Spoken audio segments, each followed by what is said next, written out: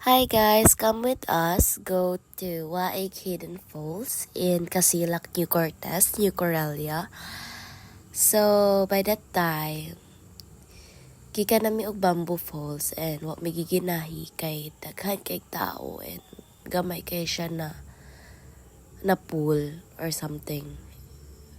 Then, to gipark lang na mo car there. And then we walked for about 10 minutes or 5 minutes. I really don't know the exact time. Pero doon lang siya, guys. Then, amo sa nang gitanaw ang kaning waig.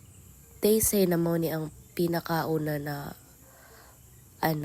falls here in Casilac. Like, before Facebook pa, nanani sila. So, ang entrance ana, guys, is 20 pesos each. Then, sa cottage na ay options, 150, 250, and 350. So, kay upat lang man ni, gikuha na mo ang tag 150 lang.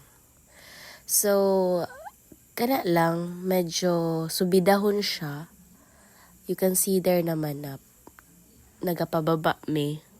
So, expected na ang pagsakaan ni namo kay kapoy kay guys, as in wala na ko naka-video kay naglain ako lawas pero kapoy jud kaayo, hangak jud.